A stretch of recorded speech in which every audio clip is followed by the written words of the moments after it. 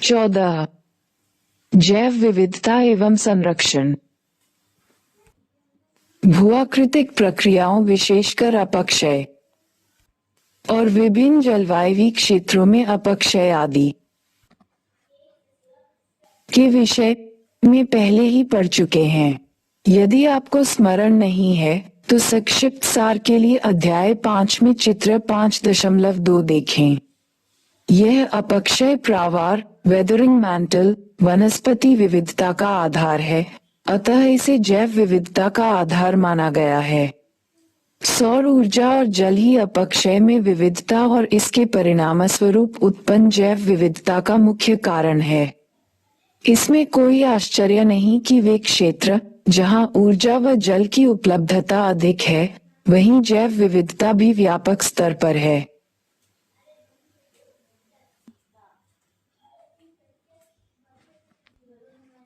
प्रजातियों के दृष्टिकोण से और अकेले जीवधारी के दृष्टिकोण से जैव विविधता सतत विकास का तंत्र है। पृथ्वी पर किसी प्रजाति की औसत आयु 10 से 40 लाख वर्ष होने का अनुमान है। ऐसा भी माना जाता है कि लगभग 99% प्रजातियां जो कभी पृथ्वी पर रहती थी, आज लुप्त हो चुकी हैं।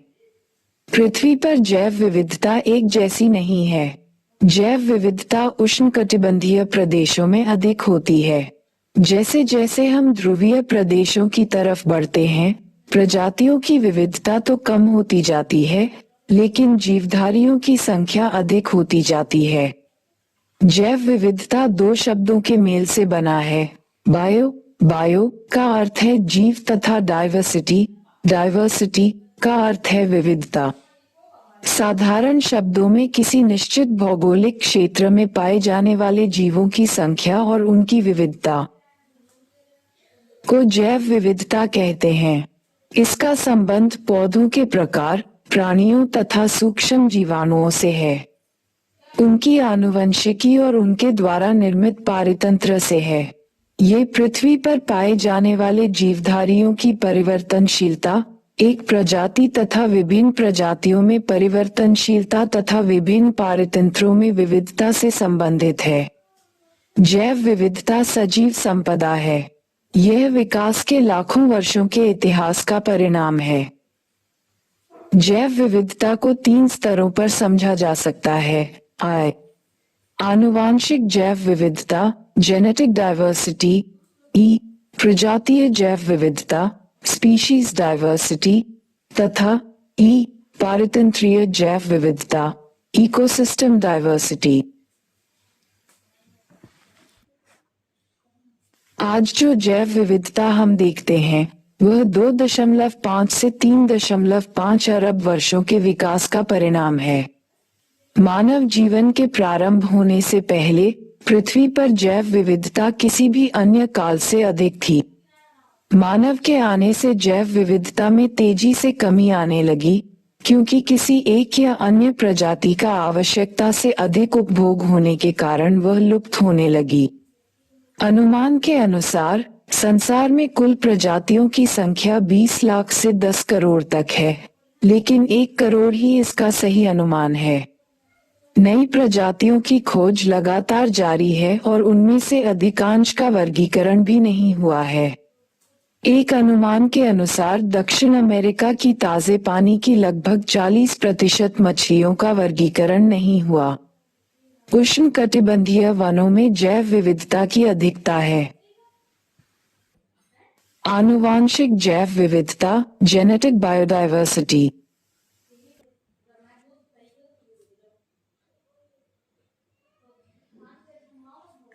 जीवन निर्माण के लिए जीन एक मूलभूत इकाई है।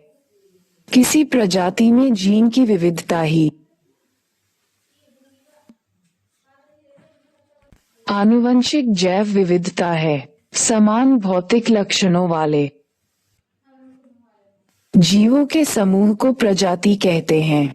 मानव आनुवांशिक रूप से होमोसापियंस प्रजाति से संबंधित है, जिसमें कद, रंग और अलग दिखावट जैसे शारीरिक लक्षणों में काफी भिन्नता है। इसका कारण आनुवांशिक विविधता है। विभिन्न प्रजातियों के विकास व फलने फूलने के लिए आनुवांशिक विविधता अत्यधिक अनिवार्य है। प्रजातीय विविधता, स्पीशीज डाइवर्सिटी, ये प्रजातियों की अनेक रूपता को बताती है। ये किसी निर्धारित क्षेत्र में प्रजातियों की संख्या से संबंधित है।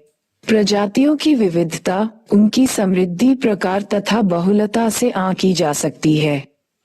कुछ क्षेत्रों में प्रजातियों की संख्या अधिक होती है और कुछ में कम। जिन क्षेत्रों में प्रजातीय विविधता अधिक होती है उन्हें विविधता के हॉटस्पॉट्स कहते हैं। चित्र 14.1 पारितंत्रीय विविधता, इकोसिस्टम डाइवर्सिटी। आपने पिछले अध्याय में पारितंत्रों के प्रकारों में व्यापक भिन्नता और प्रत्येक प्रकार के पारितंत्रों में होने वाले पारितंत्रीय प्रक्रियाएं तथा आवास स्थानों की भिन्नता ही पारितंत्रीय विविधता बनाते हैं। पारितंत्रीय विविधता का परिसीमन करना मुश्किल और जटिल है, क्योंकि समुदायों, प्रजातियों का समूह और पारितंत्र की सीमाएं निश्चित नहीं हैं। जैव विविधता का महत्व, इम्पोर्टेंस ऑफ बायोडाइवर्सिटी। जैव विविधता ने मानव संस्कृति के विकास में बहुत योगदान दिया है और इसी प्रकार मानव समुदायों ने भी आनुवंशिक, प्रजातीय व पारिस्थितिक स्तरों पर प्राकृतिक विविधता को बनाए रखने में बड़ा योगदान दिया है। जैव विविधता की पारिस्थितिक, इकोलॉजिकल, आर्थिक, इकोनॉमिक और वैज्ञानिक, साइंटिफिक भूमिकाएं प्रमुख है। जैव विविधता की पारिस्थितिकीय भूमिका, इकोलॉजिकल रोल ऑफ बायोडाइवर्सिटी। पारितंत्र में विभिन्न प्रजातियां कोई न कोई क्रिया करती हैं। पारितंत्र में कोई भी प्रजाति बिना कारण न तो विकसित हो सकती है और न ही बनी रह सकती है। अर्थात प्रत्येक जीव अपनी जरूरत पूरा करने के साथ साथ दूसरे जीवों के पनपने में भी सहायक होता है। क्या आप बता सकते हैं कि मानव पारितंत्रों के बने रहने में क्या योगदान देता है? जीव व प्रजातियां ऊर्जा ग्रहण कर उसका संग्रहण करती हैं, कार्बनिक पदार्थ उत्पन्न एवं विघटित करती हैं और पारितंत्र में जल व पोषक तत्वों के चक्र को बनाए रखने में सहायक होती हैं। इसके अतिरिक्त प्रजातियां वायुमंडलीय गैस को स्थिर करती हैं और जलवायु को नियंत्रित करने में सहायक होती हैं। ये पारितंत्री क्रियाएं मानव जीवन के लिए महत्वपूर्ण क्रियाएं हैं। पारितंत्र में जितनी अधिक विविधता होगी, प्रजातियों के प्रतिकूल स्थितियों में भी रहने की संभावना और उनकी उत्पादकता भी उतनी ही अधिक होगी। प्रजातियों की क्षति से तंत्र के बने रहने की क्षमता भी कम हो जाएगी। अधिक आनुवंशिक विविधता वाली प्रजातियों की तरह अधिक जैव विविधता वाले पारितंत्र में पर्यावरण के बदलावों को सहन करने की अधिक सक्षमता होती है। दूसरे शब्दों में, जिस पारितंत्र में जितनी प्रकार की प्रजातियां होंगी, वह पारितंत्र उतना ही अधिक स्थायी होगा।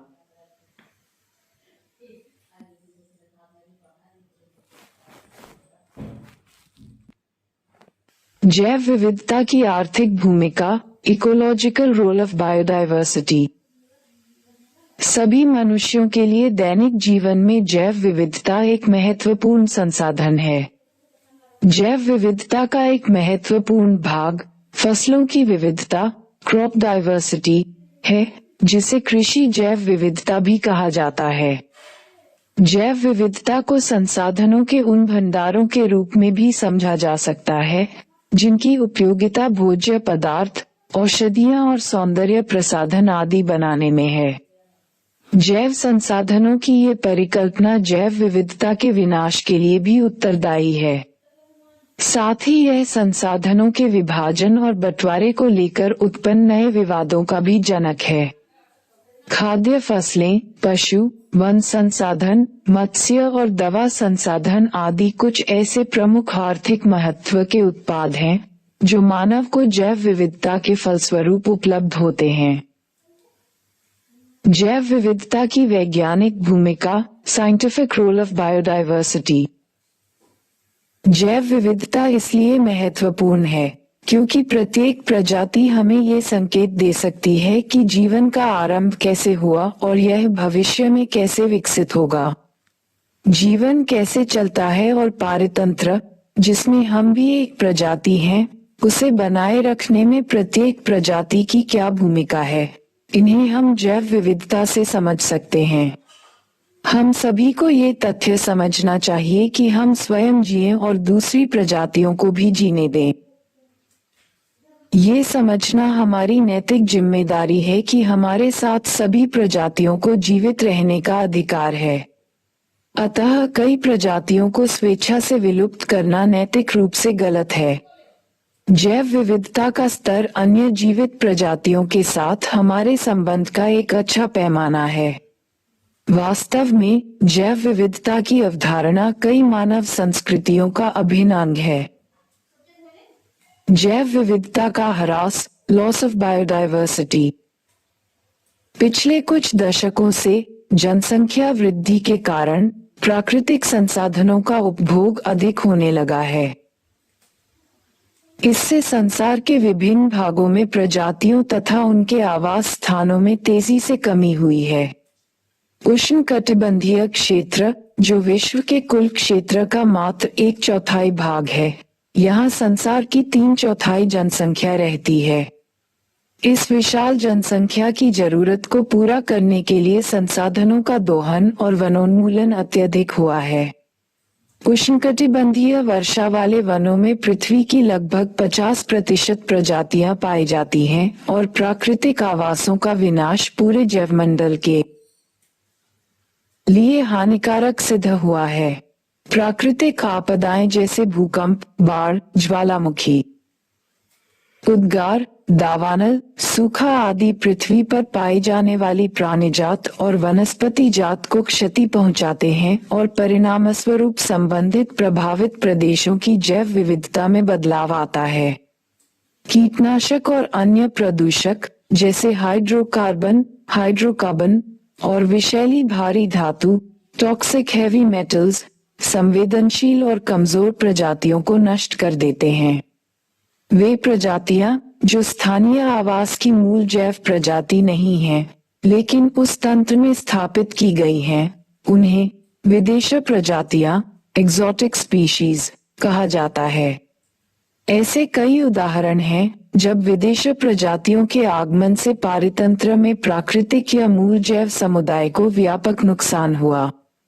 पिछले कुछ दशकों के दौरान कुछ जंतुओं जैसे बाघ, चीता, हाथी, गैंडा, मगरमच्छ, मिंक और पक्षियों का उनके सींग, सूंड व खालों के लिए निर्दयतापूर्वक अवैध शिकार किया जा रहा है।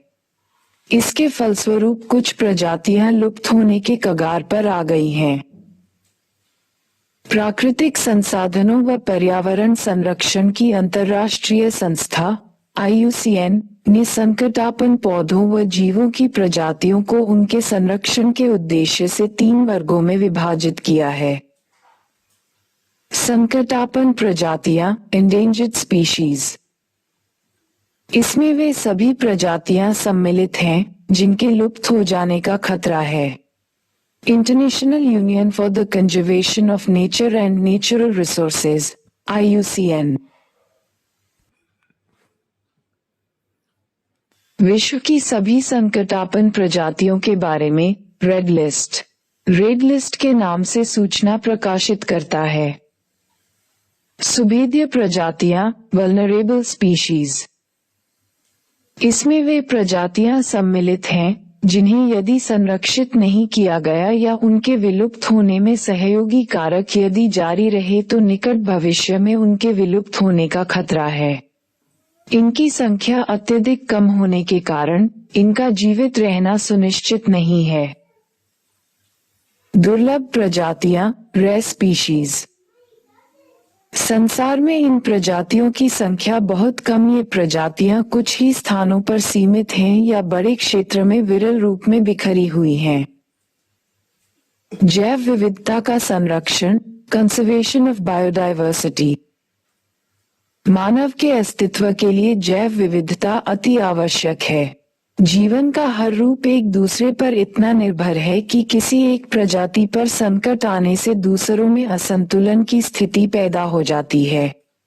यदि पौधों और प्राणियों की प्रजातियां संकटापन्न होती हैं, तो इससे पर्यावरण में गिरावट उत्पन्न होती है और अंततोगत्वा मनुष्य का अपना अस्तित्व भी खतरे पड़ सकता है।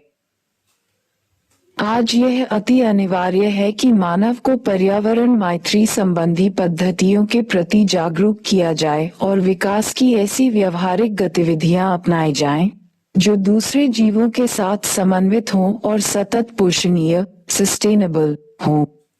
इस तथ्य के प्रति भी जागरूकता बढ़ रही है कि संरक्षण तभी संभव और दीर्घकालिक होगा, जब स्थानीय समुदायों व प्रत्येक व्यक्ति की इसमें भागीदारी होगी।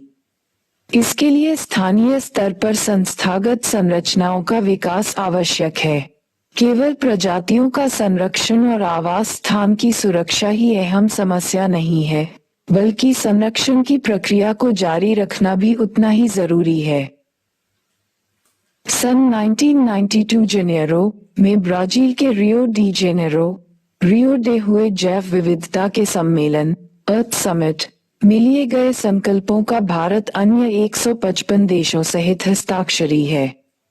विश्व संरक्षण कार्य योजना में जैव विविधता संरक्षण के निम्न तरीके सुझाए गए हैं।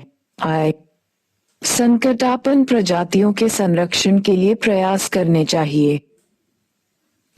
प्रजातियों को लुप्त होने से बचाने के लिए उचित योजनाएं व प्रबंधन अपेक्षित हैं।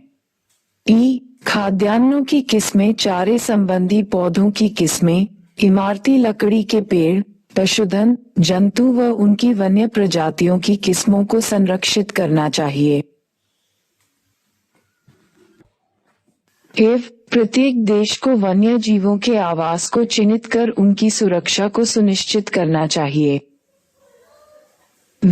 प्रजातियों के पलने बढ़ने तथा विकसित होने के स्थान सुरक्षित व संरक्षित हों। वन्य जीवों व पौधों का अंतर्राष्ट्रीय व्यापार नियमों के अनुरूप हो। भारत सरकार ने प्राकृतिक सीमाओं के भीतर विभिन्न प्रकार की प्रजातियों को बचाने, संरक्षित करने और विस्तार करने के लिए वन्य जीव सुरक्षा अधिनियम 1972, वाइल्ड लाइफ प्रोटेक्शन एक्ट 1972 पारित किया है, जिसके अंतर्गत नेशनल पार्क्स, विश्व विहार, सैंक्चुअरीज स्थापित किए गए तथा जीवमंडल आरक्षित क्षेत्र बायोस्फीयर रिजर्व्स घोषित किए गए। इन संरक्षित क्षेत्रों का विस्तार पूर्वक वर्णन भारत भौतिक पर्यावरण NCERT 2006 पुस्तक में किया गया है। वह देश जो उष्णकटिबंधीय क्षेत्र में स्थित हैं, उनमें संसार की सर्वाधिक प्रजातीय विविधता पाई जाती है। उन्हें महाविविधता केंद्र मेगा डाइवर्सिटी सेंटर्स कहा जाता है। इन देशों की संख्या 12 है और उनके नाम हैं Mexico, Colombia, Ecuador, Peru, Brazil, Democratic Republic of Congo, Madagascar, चीन, भारत, मलेशिया, इंडोनेशिया और ऑस्ट्रेलिया। इन देशों में समृद्ध महाविविधता के केंद्र स्थित हैं। ऐसे क्षेत्र जो अधिक संकट में हैं, उनमें संसाधनों को उपलब्ध कराने के लिए अंतर्राष्ट्रीय संरक्षण संघ IUCN ने जैव विविधता हॉटस्पॉट्स क्षेत्र के रूप में निर्धारित किया है। चित्र 14.1 हॉटस्पॉट उनकी वनस्पति के आधार पर परिभाषित किए गए हैं। पादप महत्वपूर्ण है क्योंकि यही किसी पारितंत्र की प्राथमिक उत्पादकता को निर्धारित करते हैं। ये भी देखा गया है कि ज्यादातर हॉटस्पॉट में रहने वाले प्रजाति भोजन जलाने के लिए लकड़ी, कृषि भूमि और इमारती लकड़ी आदि के लिए वहां पाई जाने वाली समृद्ध पारितंत्रों पर ही निर्भर है। उदाहरण के लिए मेडागास्कर में पाए जाने वाले कुल पौधों व जीवों में से 85% पौधे व जीव संसार में अन्यत्र कहीं भी नहीं पाए जाते हैं। अन्य